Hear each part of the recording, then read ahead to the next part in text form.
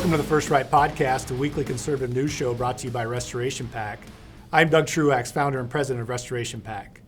Today we are blessed to have one of the most important voices in America when it comes to COVID-19.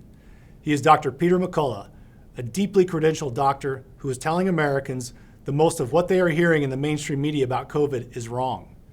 He is telling a troubling tale about collusion between the medical establishment, corporate media, and big tech to prevent you from hearing the truth. All right, Dr. McCullough, thanks so much for coming on the show. Well, thanks for having me. All right, so we'll get to the Rogan stuff in a second, but I definitely want to hear about your journey from the beginning with COVID, how you jumped in right away. You were one of the first guys in doing a lot of things, and then kind of how it progressed up to where we are today. Yeah, I was in March of 2020. I was in a medical practice and cardiology practice, academic medical center in Dallas, Texas. Still am today at the same medical center.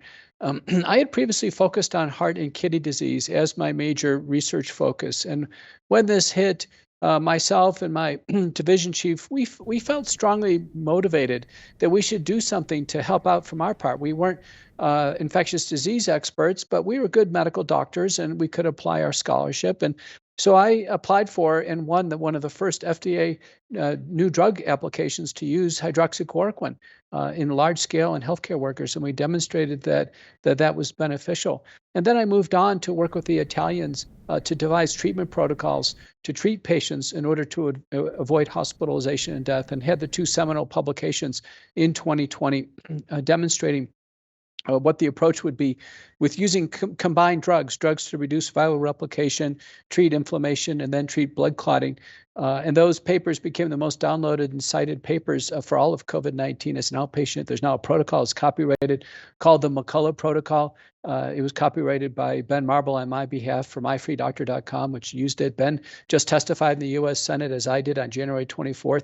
He's treated with his group over 150,000 Americans high risk for COVID-19. He's only lost 4 patients. So it's extraordinary how effective early treatment can be. Absolutely, and you have been on such the front edge of this, and we all really appreciate it. I think as we've all kind of gotten to know you over this period of time, I think there's a lot of appreciation for your courage and obviously for your intellect. And so let's go back to December here. You get on the Rogan show, and millions of people hear all this. I mean, you had been doing other shows previously, but that's the viral side of this, and it took off. So just tell us how things have changed for you since then. You know, through the course of the pandemic, I have now had 2 rounds of U.S. Senate testimony, multiple state Senate testimonies. I've been a frequent contributor in The Hill in the first year. Second year, frequent contributor. I actually have my own show on America Out Loud Talk Radio, frequent contributor on Fox News, OAN, Newsmax. But the Rogan interview was something completely different. And when Rogan reached out to me, it took about a month to schedule. I was busy. And I had prepared. So I had a base set of scientific slides that was already continuing medical education approved by a major scientific meeting in October. And I added to it with the peer-reviewed literature, both in the preprint server system and in the National Library of Medicine. And when I went to the Rogan studio, I gave the slide set to his producers ahead of time, select figures. I opened up my computer. I found Joe Rogan to be very respectful. He asked good questions. He was intelligent, perceptive. The entire 3-hour interview, there were no opinions. There was no hyperbole. It was basically a presentation of the scientific data. And now the transcript has come out on the Rogan interview. And the most frequently discussed topic was monoclonal antibodies, which are fully emergency use authorized. And I use them in my practice every day. Joe Rogan had received them. His friend Aaron Rodgers, a quarterback for the Green Bay Packers, had received them. So we had a lot of discussion on monoclonal antibodies. We also discussed other treatments used in the McCullough protocol. So, I mean, the transcript indicates it was a very scientific discussion. I think what people were shocked with was the fallout from this. Fallout originally from Spotify and then other celebrities through Spotify. It escalated to the White House and the press secretary. And it's interesting because Spotify is a common carrier. You know, they carry the podcast for Robert F. Kennedy. Robert F. Kennedy and the Children's Health Defense is sharply critical of vaccines. And they haven't said a word about Robert F. Kennedy. Yet Rogan became a target in a sense, and it's been expanded now to things far beyond Rogan's interview with myself or Pierre Corey or Brett Weinstein or Robert Malone. And so why do you think, as you look back on it, and to your point, it's very scientific, no hyperbole, why do you think it went viral like it did? Well, it went viral, I think, because Rogan's audience with my interview, with the downloads, the reverbs, it was translated into multiple languages. It was 3 hours long. Previously, I think my longest was with Tucker Carlson. I did the long program with Tucker Carlson today in his studio. But, 3 hours is a long time to fully vet a topic. And how careful Rogan is a journalist. And his audience, the average age, I think, is 24. These are young people. They don't subscribe to cable TV anymore. They don't even know what Fox News is. So it reached a whole new group of people. And boy, did it reverberate around the world. Yeah, and I think it goes to, and I'd like to get your thought on this, about the truth of the matter. And that cohort that you're talking about, that generation, is very perceptive of hypocrisy. And so when they feel it might be out there and people are being hypocritical, some of these things that they're hearing in the news constantly is like, this may not be real. And so when they watch watch you talk and do what you do, they're thinking, okay, here's the truth. And then they start eating it up and it starts going around. I mean, that's how I feel. That's the kind of the state of play I feel like we're in right now. I think you're right. I think on December 8th, they heard the truth. It was one piece of feedback I received from a lot of people. It said, Dr. McCullough, you said you can't get COVID a second time. Well, it was December 10th, we got the communication from the CDC, and it became obvious you could get Omicron once you've already had a prior variant. And fortunately, I was on Fox News with Laura Ingraham, and I said, listen, here's an update. Omicron broke through natural immunity. Expect it. You can get a second case now. It's very mild, very transitory. So like any good doctor and scientist, with humility, I quickly adapted to the data.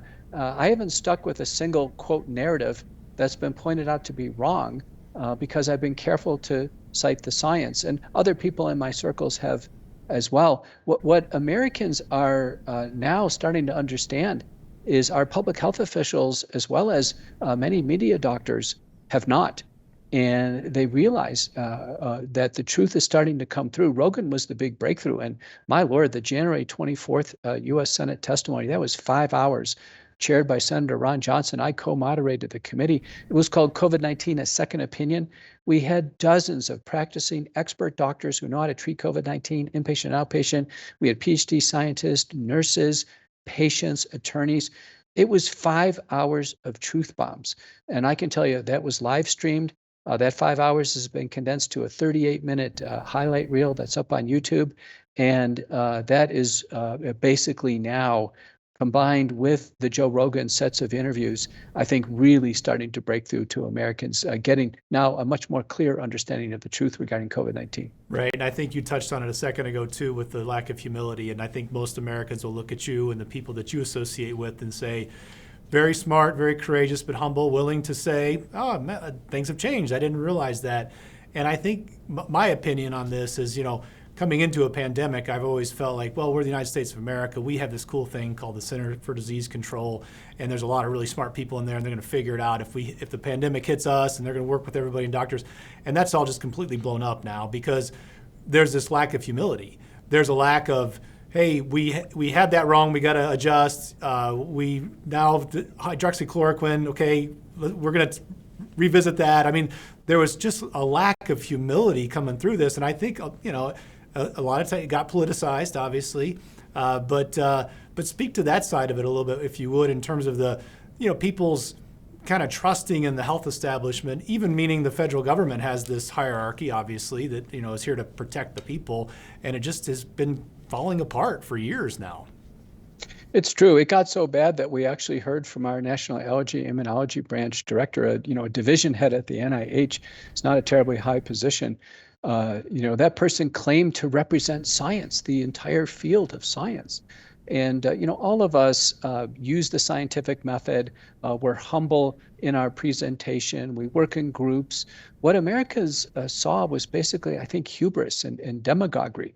And what they really needed to see was doctors working in teams. We should have always had teams of doctors, and there should have been contemporary review. We should have been reviewing contagion control. That's one pillar. Early treatment, the second pillar. Hospital treatment, the third pillar. And then the fourth pillar being vaccination. We should have always had a monthly review on how all four aspects of the pandemic are going. And there are no stakes in the ground. The stake in the ground that the FDA put out saying don't use hydroxychloroquine. Well, there was hundreds of studies that came out afterwards demonstrating hydroxychloroquine did have a modest benefit and it was clearly safe.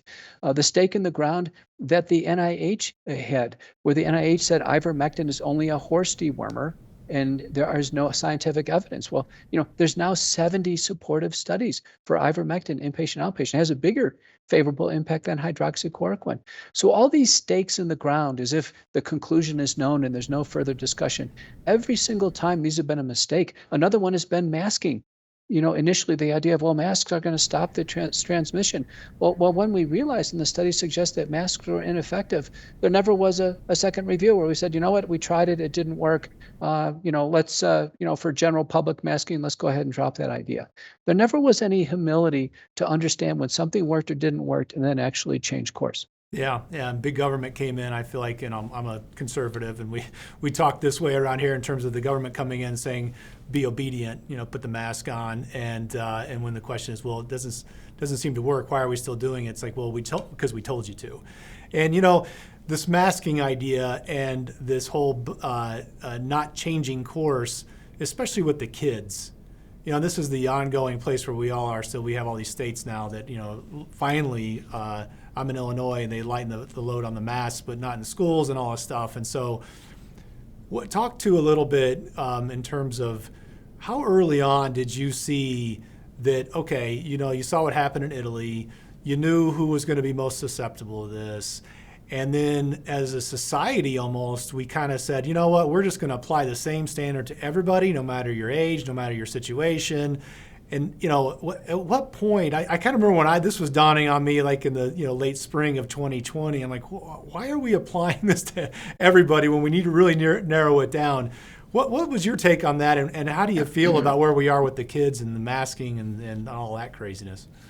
In the spring of 2020, I was working with leaders from UCLA, Emory, Dallas, all around the country, and the Coracle Network in Italy.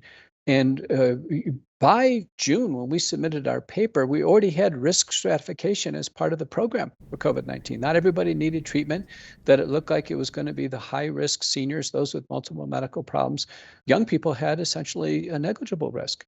And so we knew that very early on. And I want to say by summer or fall of 2020, the Great Barrington Declaration was proposed by leaders from Stanford, Harvard, and Oxford. And the Great Barrington Declaration, of which many, many scientists signed on to, said, listen, let's just protect the elderly. That's where it's at. Everybody else, let's have them be unencumbered with mandates and restrictions, and we'll protect our seniors. To this day, 40% of the deaths, American deaths that happen with COVID-19, have been nursing home residents.